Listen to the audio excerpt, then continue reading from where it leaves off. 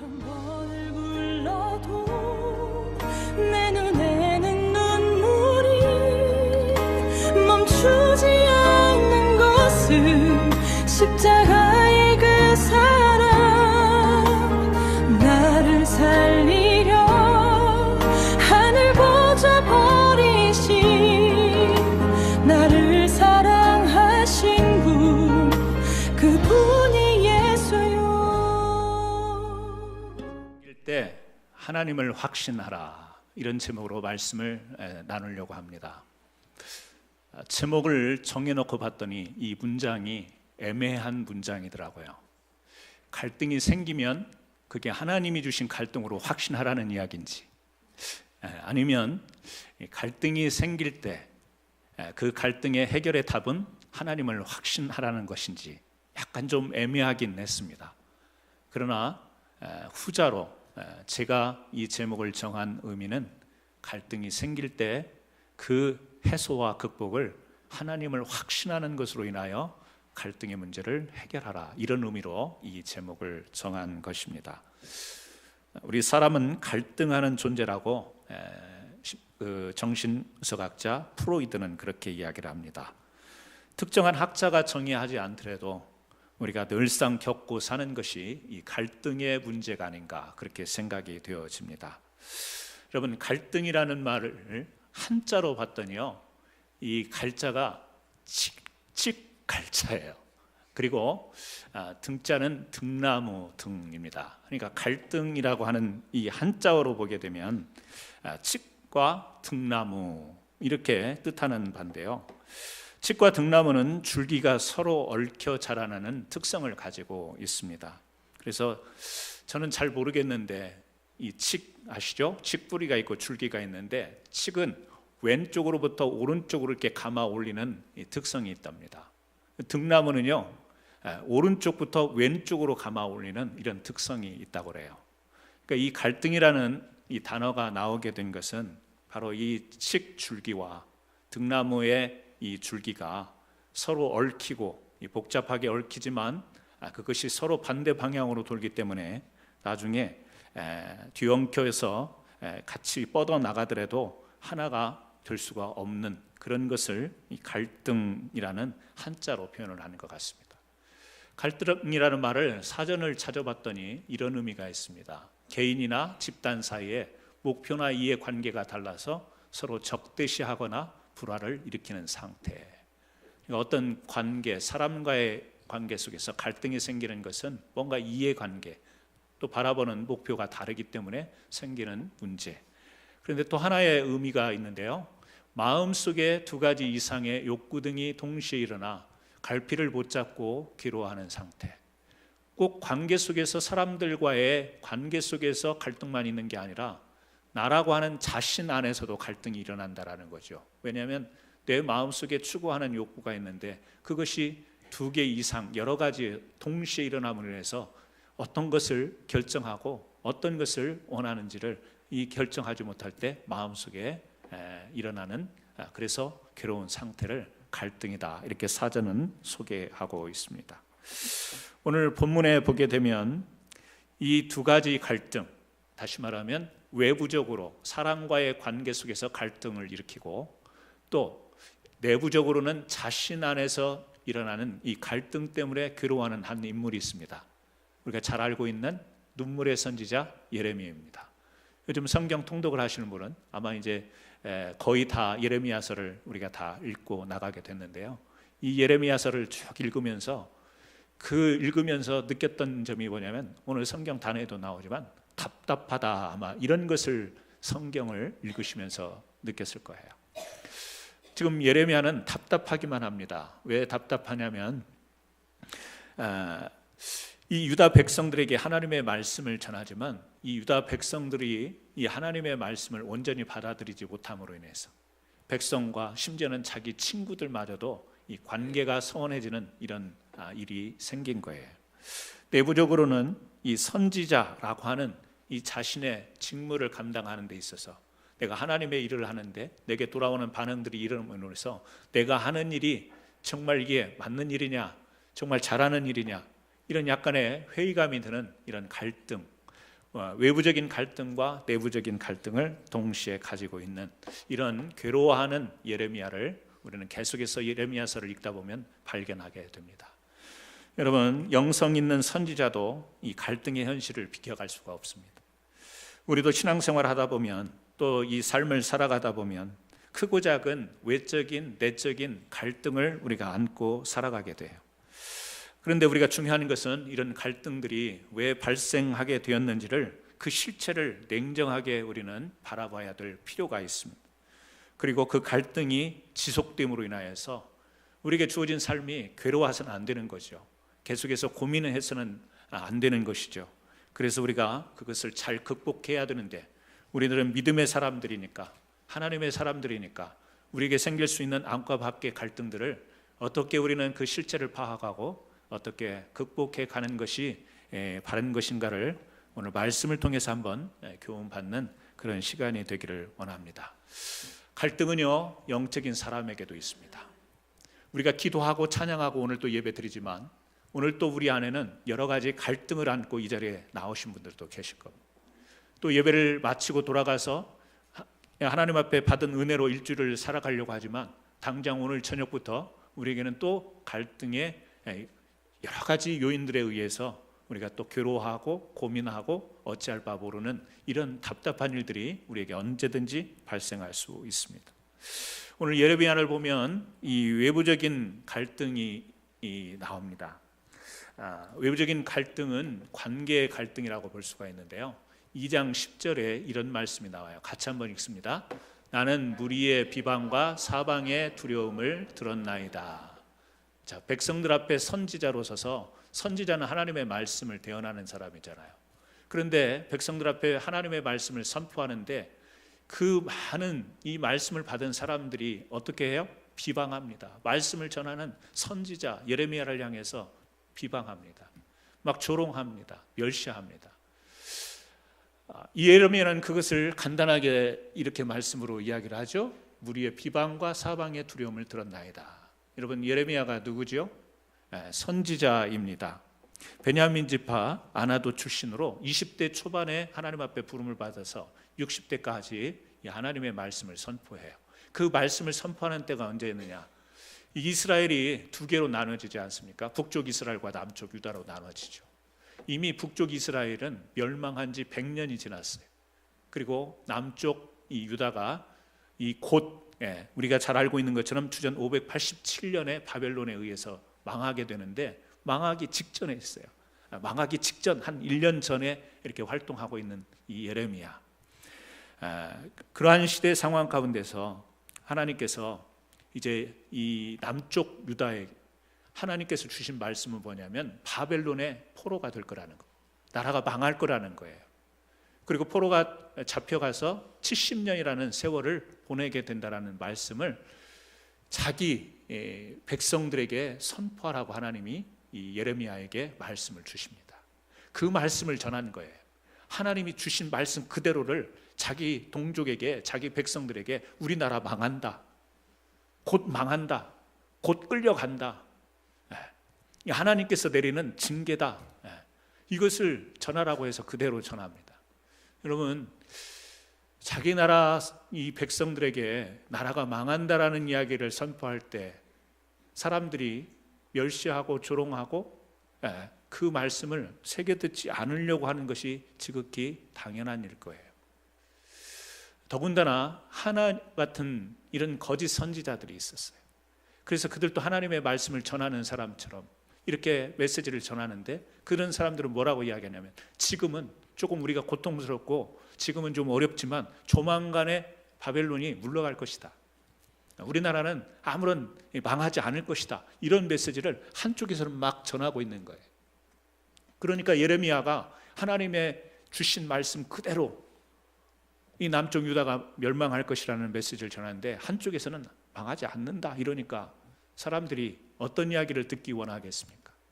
실체와 다르게 사람들이 듣기 좋아하는 소리는 우리가 잘 되는 것을, 그리고 형통한 것을, 복받는 이야기를 듣기 좋아하지 뭔가 망하고 실패하고 좌절되고 이런 이야기를 사람들은 듣는 것을 선호하지 않습니다. 여러분, 우리도 좀 그런 성향이지 않겠습니까? 좋은 이야기 듣고 싶지, 뭔가 우리에게 있어서 마음속에 부담이 되고 무거운 이런 이야기를 듣고 싶은 사람이 없죠. 요즘에 설교자들에게 고민이 많은 것 같습니다. 왜 그러냐면 이 동일한 문제예요. 사람들이 듣고 싶어 하는 것을 찾고 전해야 사람들이 거기에서 위로도 받고 거기에서 힘을 받으니까.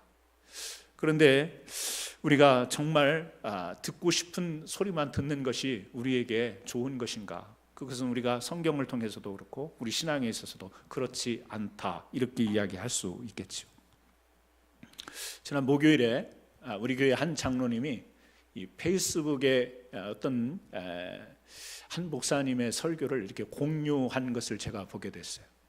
그 장로님이 공유했기 때문에 제가 친구 관계이기 때문에 그것을 볼 수가 있었어요. 존 메가더 목사님의 설교였습니다. 짧은 대목이었는데 굉장히 스트롱한 메시지를 전해요. 어떤 내용이었냐면, 여러분 잘 아시죠? 긍정의 힘, 긍정적 사고.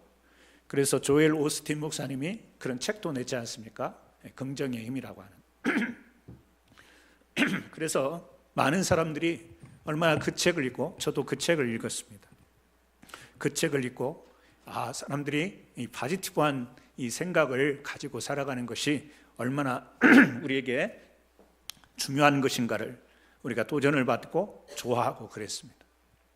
근데 이 존 메가더 목사님이 그런 이야기를 하는 거예요. 우리가 긍정적인 사고, 긍정적인 힘이 나쁜 것이 아니지만, 그것은 우리에게 참 좋은 것이지만, 그러나 하나님의 말씀보다 우리가 생각하는 긍정의 힘이 앞서면 안 된다라는 거예요. 우리는 모든 것이 다 긍정적인 것을 다 생각하고 긍정적으로 하면, 긍정적으로 그렇게 바라보면 좋은 일이 일어날 것이라고 하는, 거기에 뭔가 위험한 요소가 담겨 있다라고 하는 것이죠. 그러면서 이 목사님이 그런 이야기를 해요. 예수님께서 광야에서 사탄에게 시험을 받았잖아요. 그 시험을 받을 때에 세 가지 내용이 있지 않습니까? 돌이 떡이 되게 하라고 하는 그 시험은 무엇이냐? 우리 사람들로 하여금 잘 먹고 건강하고 부유하게 되는 것을, 마치 우리가 행복한 이 땅에서 삶을 사는 그런 것임을, 그런 성공임을 자꾸 부추기는 거라는 거죠. 성전 꼭대기에서 뛰어내리라, 이것은 성공주의, 영공주의, 영웅주의를 자꾸 우리 사람들에게 부추기는 이런 시험이라고 하는 거죠. 천하 만국을 보여주면서 마귀에게 절하라, 이렇게 하는 것은 이 사람들이 가지고 있는, 기본적으로 이 안에 가지고 있는 탐욕, 권세, 권력을 자꾸 부추기는 시험을 예수님을 향해서 했지만, 그것은 뭐예요? 세상을 향해서 사단은 그렇게 우리를 자꾸 부추긴다. 잘 먹고 잘 사는 것, 이것이 인생의 최고야.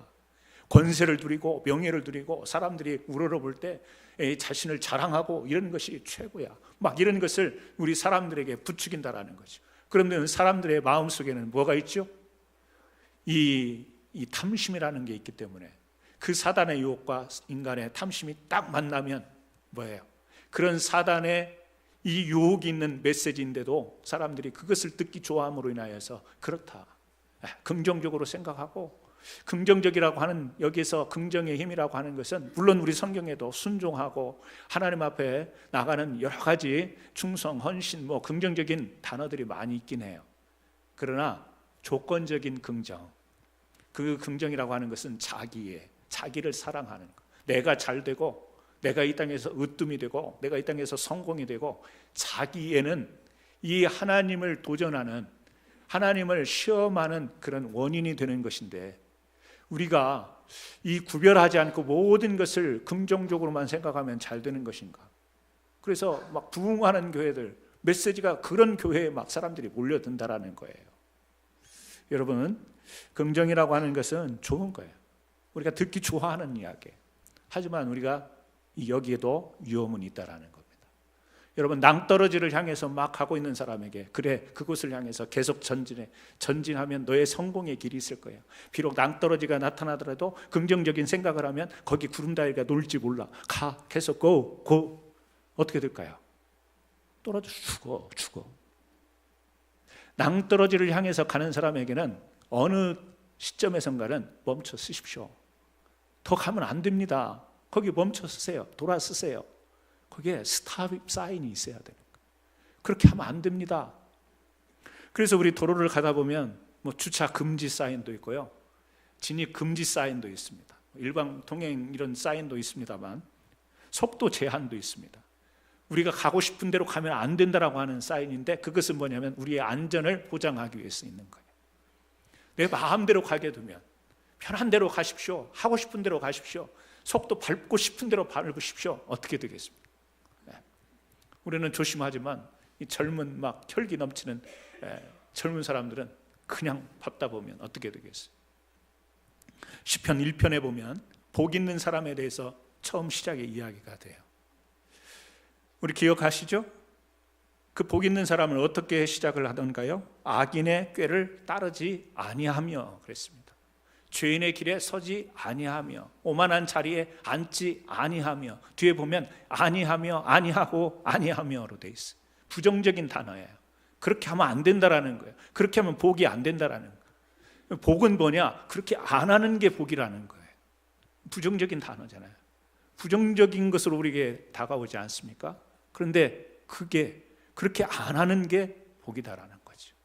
하나님께서 때로는 우리가 볼 때 우리가 긍정적인 생각을 가지고 이 잘 될 거야, 잘 될 거야, 이렇게 하면 될 거야.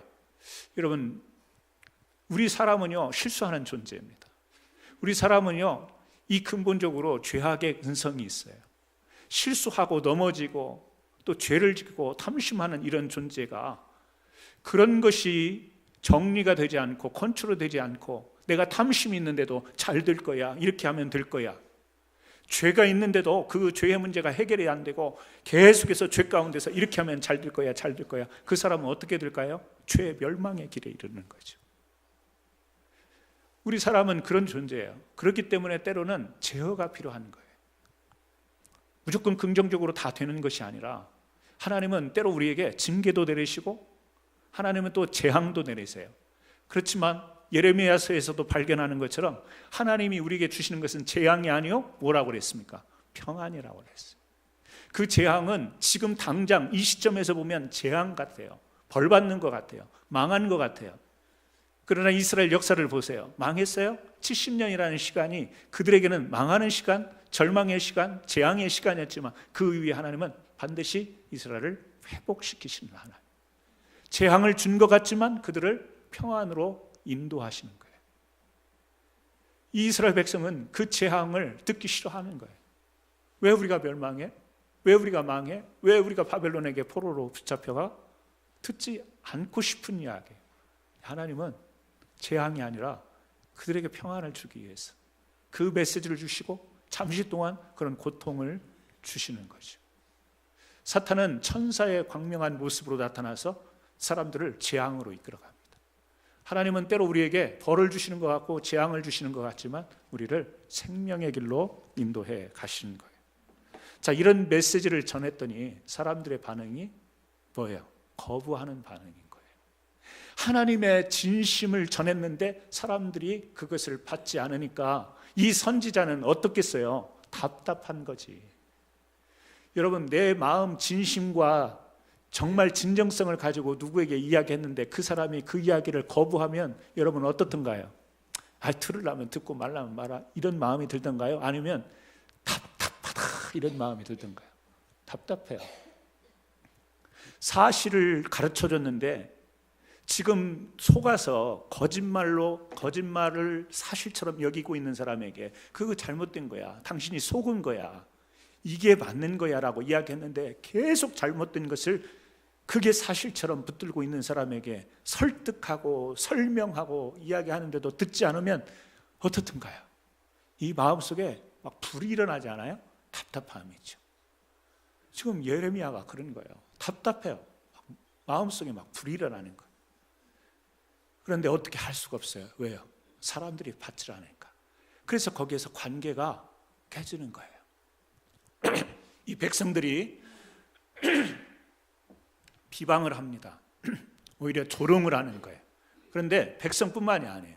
자기 친구들이 뭐라고 하는지를 보세요. 같이 한번 읽어볼까요? 나의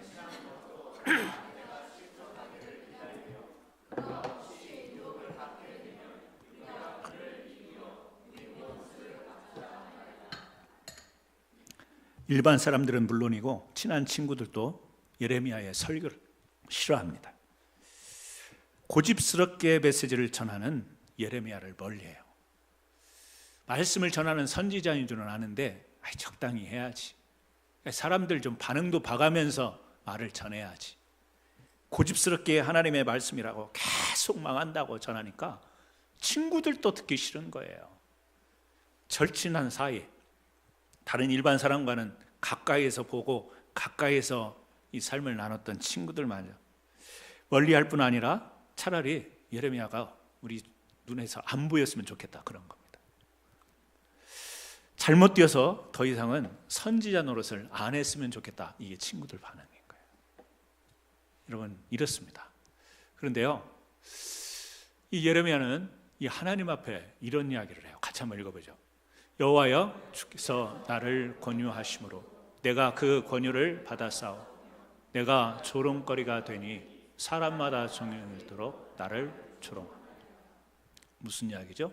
여기 권유라는 말이요, 원어로 보면, 히브리어 원어로 보면 속였음으로 이런 말이에요. 우리는 이렇게 권유한다 이렇게 생각하잖아요. 근데 이 권유라는 원어로 보면 속였다.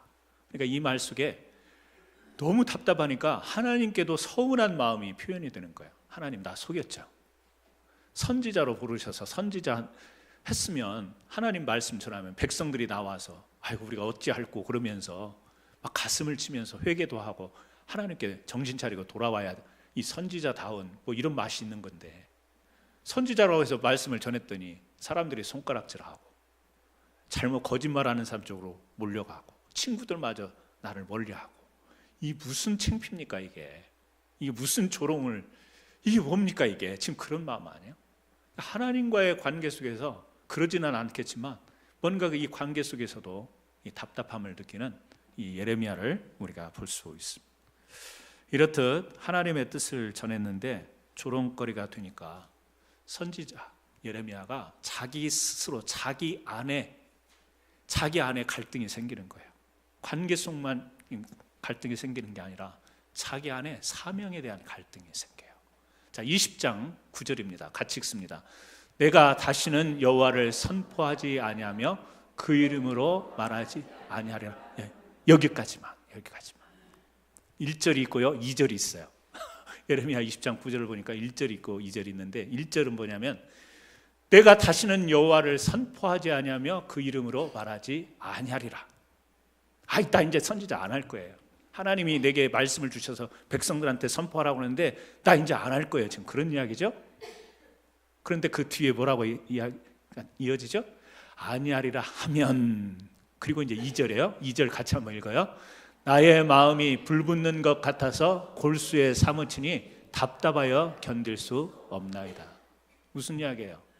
조롱받고 사람들이 나를 멀리하는데 나 이제 하나님의 말씀 선포하지 않을 거예요. 그런데 그런 마음을 가지면 내 마음 속에서 또 이건 아니지 하는 마음이 막 일어나는 거죠. 사람들에게 당하는 멸시와 창피 이런 걸 생각하면 안 하고 싶은데, 근데 내 마음속에는 하나님이 주신 말씀을 전하지 않고는 견딜 수가 없네요. 이러지도 못하고 저러지도 못하는 내 마음이 너무 답답해서 견딜 수 없습니다. 지금 그런 이야기죠. 안에서 뭐가 일어나죠? 막 갈등이 일어나요.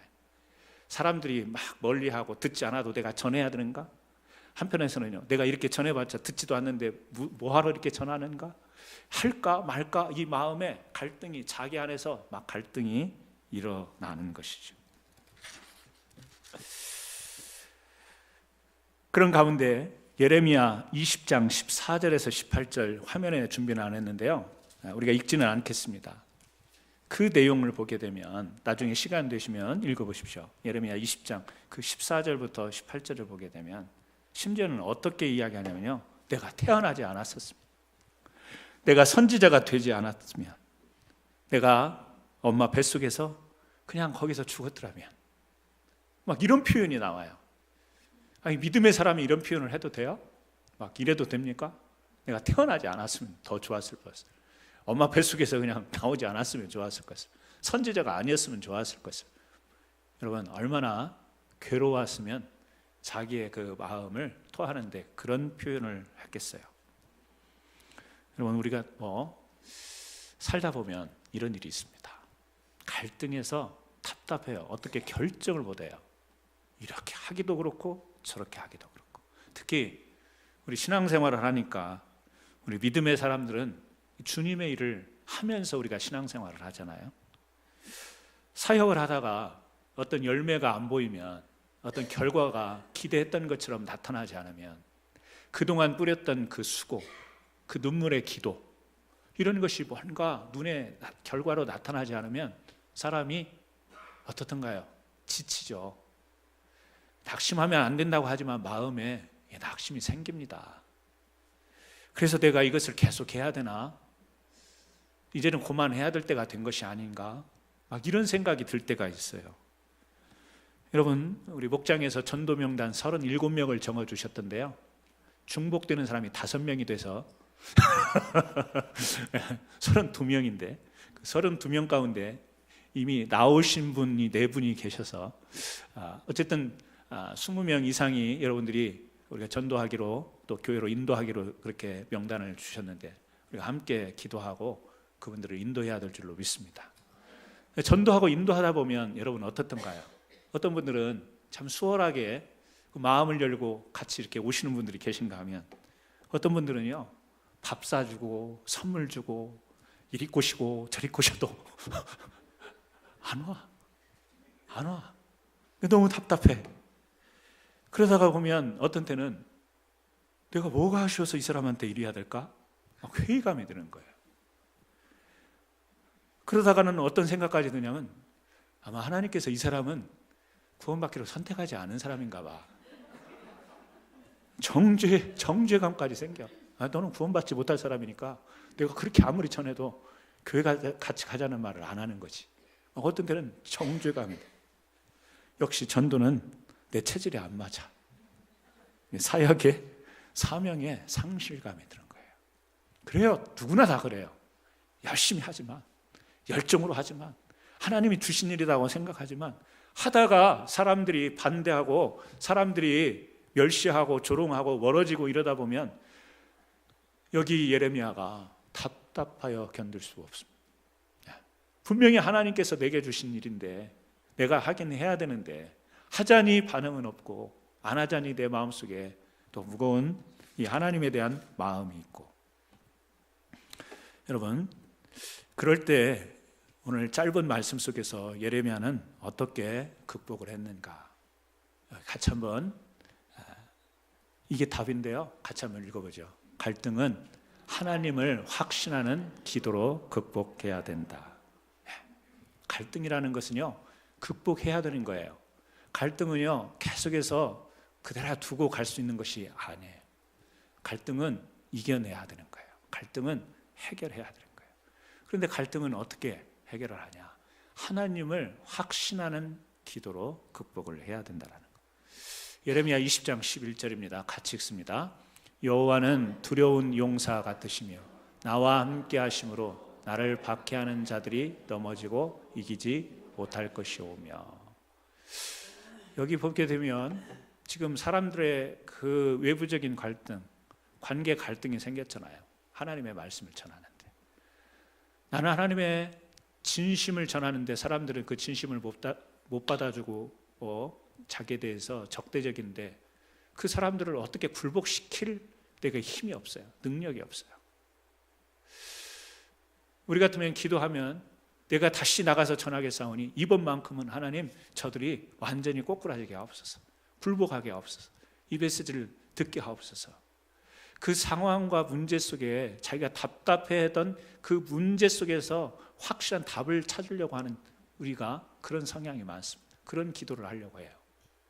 그런데 가만히 이 문장 속에서 보게 되면 여호와는 두려운 용사 같으시며 나와 함께 하심으로 나를 박해하는 자들이 넘어지고 이기지 못할 것이오며, 결국에는 하나님을 부각시키는 거예요. 하나님을 부르는 거예요. 하나님을 찾는 거예요. 자, 11절뿐만이 아닙니다. 12절에 아까는 외부에 대해서, 그리고 이제는 자기 내부에 대해서 갈등을 어떻게, 자, 읽어보죠. 의인을 시험하사 그 혀와 심장을 보시는 만군의 여호와여, 나의 사정을 주께 아뢰었음지요. 예.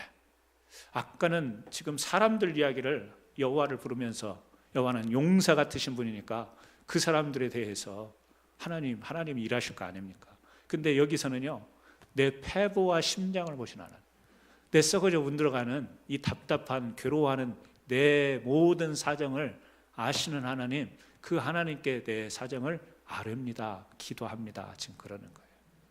그러니까 이 예레미야의 하나님 앞에 기도 속에는 뭐가 담겨 있냐면, 이 문제는 내가 하나님의 그 임하심으로 내게 맡겨주심으로 내가 가서 전하기는 하지만 내가 감당할 일이 못 되는군요. 내가 하나님께 쓰임을 받습니다. 보내니까 가기는 갑니다.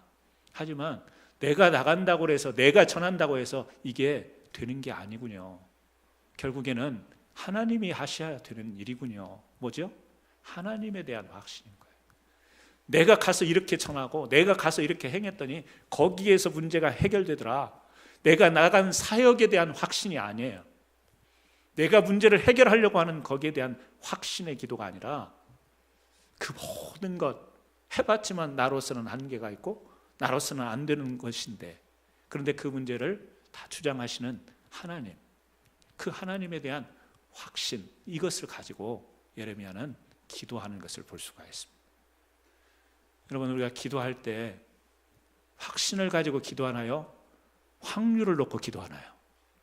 하나님, 이렇게 기도하면 몇 퍼센트 될 겁니까? 하나님, 이렇게 기도하면 70%는 되겠죠. 뭐 이렇게 기도하세요? 아니면 하나님, 완전하게 해결해 주실 줄 믿습니다, 이렇게 기도하시나요? 간혹 확률로 기도하시는 분들이 계신 것 같아요. 확률이 저조하게 나오면 그다음부터 기도 안 해버려요. 확신 있는 기도예요. 우리 기도는 확신의 기도입니다. 근데 그 확신의 기도도 그 대상이 분명히 해야 되는 것이 하나님에 대한 확신이지, 우리가 이렇게 기도하는 이 기도의 내용에 대한 답을 얻기 위한 확신. 그러니까 나에게, 내가 지금 돈이 없는데 하나님 이만큼 주십시오, 이만큼에 대한 확신을 가지고 기도하는 게 아니고, 얼마가 되었든지 간에 내가 없어서 망하지 않도록 나를 붙드시고 나를 도와주시는 하나님이라는 것을, 확신을 가지고, 하나님에 대한 확신을 가지고 기도하느냐, 내가 기도했던 내용이 나한테 어떻게 올 것을 가지고 확신하느냐는 전혀 다른 문제인 거예요.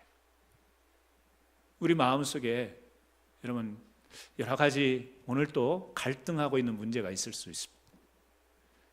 가족 간에도 갈등이 있을 수 있어요.